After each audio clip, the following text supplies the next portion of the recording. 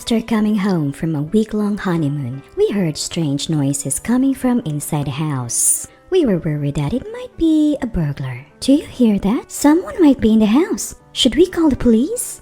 My husband, unfazed, said, "It's fine," and walked inside. I followed him in a hurry and found mother-in-law and sister-in-law inside. Relieved it wasn't a burglar. I still couldn't understand why they were in our house. Apparently, they had taken the keys from my husband to look after the house while we were gone. We thought they would leave once we returned, but they showed no signs of doing so. "It's getting dark. Time for you to go." "Oh, can't we stay a bit longer?" Not only they did not leave, but they also took over the living room and started using our bathroom. I thought they would surely leave the next day, but even when I came back from work, they were still there. I couldn't take it anymore. I asked my husband to make them leave. He replied, "They're all living here now. If you don't like it, you can leave." "All right," I said. Packed a suitcase with essentials and left the house. My name is Adeline, and I am 29 years old, magazine editor. I met my now husband Dave 3 years ago through a friend. With little dating experience, I was drawn to Dave, who was decisive and took the lead. He confessed his feelings, and after dating for 3 years, we got married. Whether choosing a new home or a wedding venue, he was dependable and made things run smoothly. Life was good with him, but I've been stressed with mother-in-law and sister-in-law. Dave's father passed away 10 years ago, so it's just mother-in-law and sister-in-law who is 27. We kept our distance before the wedding, but now they become more intrusive. Mother-in-law calls almost every day asking us to increase her monthly allowance. "Even $200 would be fine," she pleads. Since Dave is the only providing the money, I tell her to talk to him, but she blames me for not being able to increase the allowance. I also get lectured about not visiting their house often enough for cleaning and other duties. On top of that, sister-in-law visits us unannounced, usually when I'm cooking dinner. "Just making food? I'm hungry, so hurry up," she says, sitting on the sofa and eating dinner before leaving. Even after telling her to inform us before coming, nothing changed. Since they're Dave's family, I didn't strongly refuse expecting Dave to step in for me, but that hasn't happened. 6 months into our marriage, Dave and I finally had a chance to go on our long-delayed honeymoon. Our destination was Europe, where we unwound and enjoyed ourselves to the fullest, free from our usual stress. When we got home after a week of bliss, we heard noises inside the house. I felt a pang of fear, thinking a burglar might have broken in while we were away. "Do you hear that too? There might be someone inside. Should we call the cops?" Dave, unfazed, replied, "We're fine," and walked into the house. I hurried in after him and found my mother-in-law and sister-in-law inside. Relieved that it wasn't a burglar, I was still puzzled about why they were there. "Oh, you're back." "Welcome home.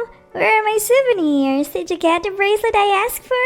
"There's no way we bought that. It's too expensive." As I stood there, stunned, the three of them continued their animated conversation. Why are you guys here?" "You're annoyed we're here, aren't you? Houses are vulnerable when empty. We stayed to protect your home. You should be thankful."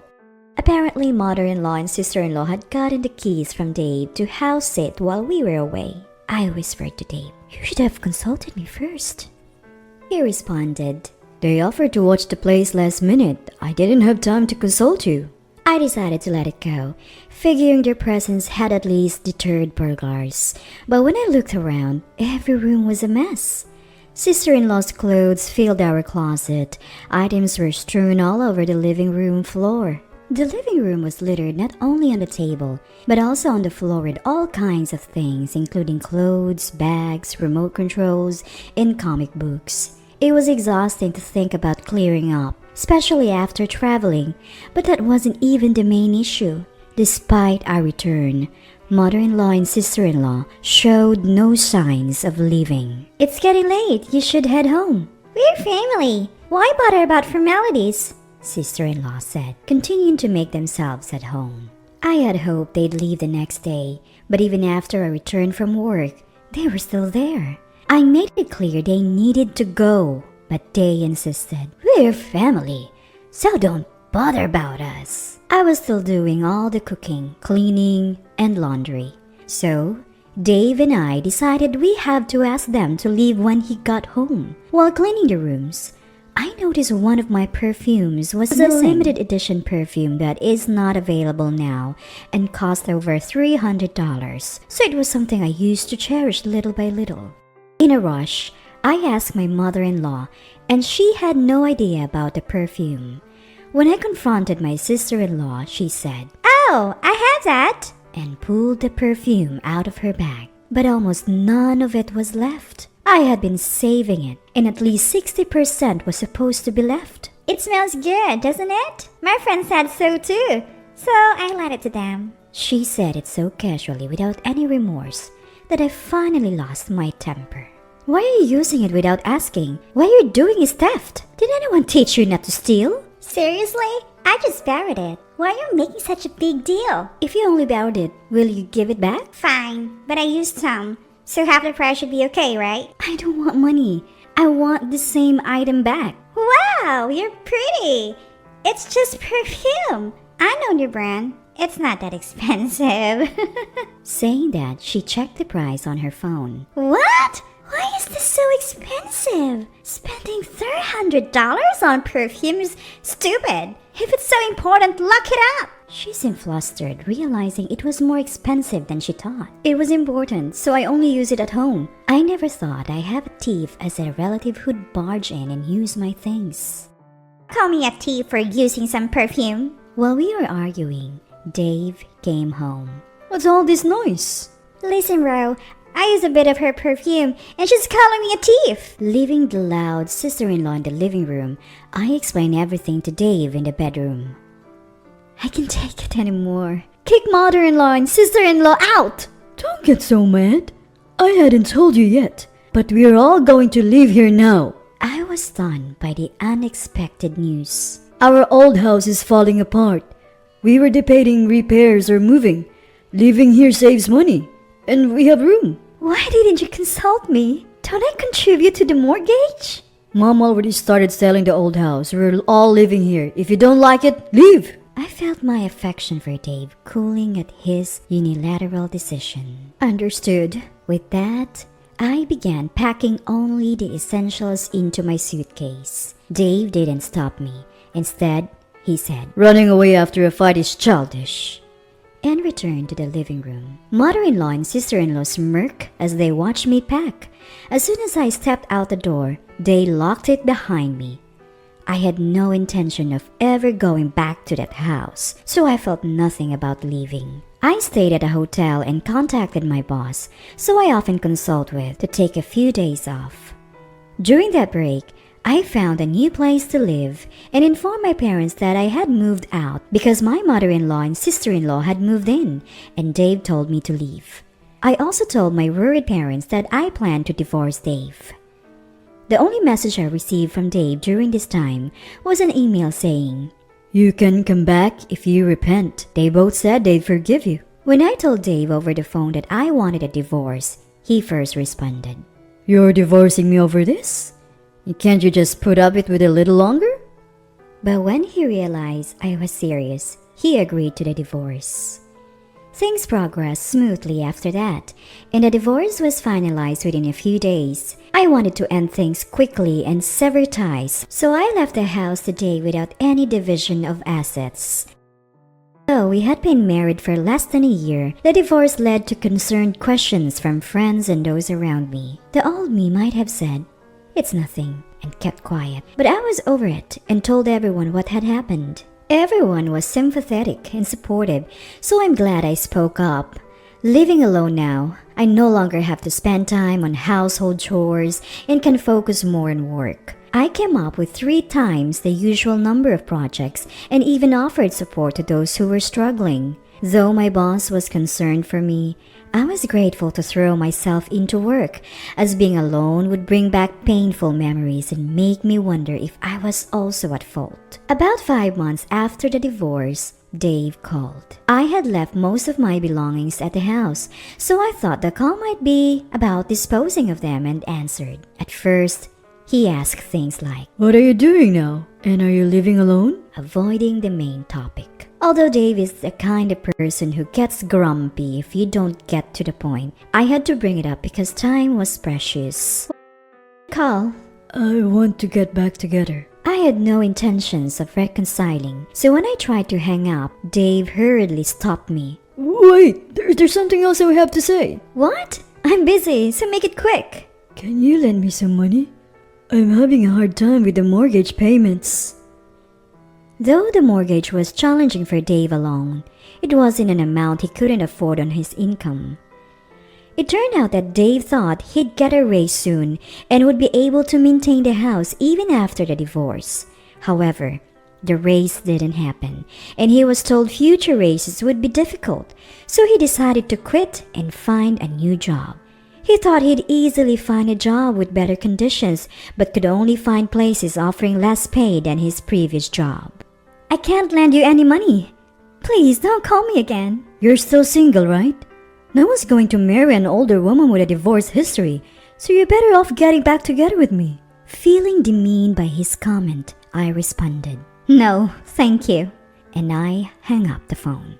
I wondered why I ever liked such a person and felt disappointed in my lack of judgment. And so not just from Dave, but also from mother-in-law and sister-in-law, the calls kept coming. From what I gathered through their calls, they assumed Dave must be earning well since we bought a new house and had a grand wedding reception. They thought I was the one preventing Dave from giving them more money because he himself said he couldn't afford it. So they believed that if I were out of the picture, they could live comfortably. Turns out, Dave's salary was less than they expected, and they panicked, hence the frequent calls. While it's common to think that men earn more than women, I actually make more than Dave. I wanted to block their calls, but Dave knew where I worked. I was afraid he might call or even show up at my workplace, so I answered the phone once in a while. The conversations were always about money. He'd say things like, They both are spending too much and drain our savings. or, They both started part-time jobs, but they're still not making ends meet. not. If I told them I was also broke, the calls would stop. So one day, as usual, they said, We need money for upcoming bills. I responded, I'm leaving my current job. I'm pretty much depleted my savings. I need money more than you do. If you don't believe me, ask my coworkers. After hearing this, Dave said, I see. and hung up. As planned, the calls from the three of them stopped. I talked about this with a mutual friend. He told me Dave's situation was worse than I'd heard. Turns out, the salary at Dave's new job is less than his previous one, and most of it goes to the mortgage. Not just that, sister-in-law had an affair with her manager and was fired when the manager's wife found out. Her sister-in-law claimed she didn't know he was married, but it turned out she knew his wife was pregnant. The manager and his wife are divorcing, and it's now public knowledge that sister-in-law caused it. She hasn't found a new job and has lost friends. Dave is paying off loans and barely making ends meet. Mother-in-law keeps complaining that their friends have grandchildren, while her children are single and broke, leading to daily arguments. Our friend said, Dave thinks he's unattractive since the divorce, but he looks so run down and older than his age. There's no way he's getting any attention. Share the reasons for our divorce. This friend is the only person still speaking to Dave. He tells me everything because he has no one else to talk to. This is the friend who introduced me to Dave. I feel responsible for introducing you too, and besides, Hearing about Dave's life is sort of entertaining, he said. He's also making sure Dave doesn't get near me again. As for me, I recently co-founded a web magazine company with some old friends from school. I left my job and used up most of my savings to start this company. Even though running a small business means I have to handle a lot of things on my own, it's exciting to continually take on new challenges. I used to be hesitant about diving into new things, but thanks to various experiences, I've gained the resilience to overcome hurdles. I've also started a relationship with someone I met through work. He's the kind of person who respects my feelings while taking the lead, and meeting him helped me realize that Dave wasn't a leading man, but simply self-centered. After my divorce, I thought for a few months that I couldn't possibly remarry or even date again. But now, I can think positively and want to cherish the happiness in this new chapter of my life.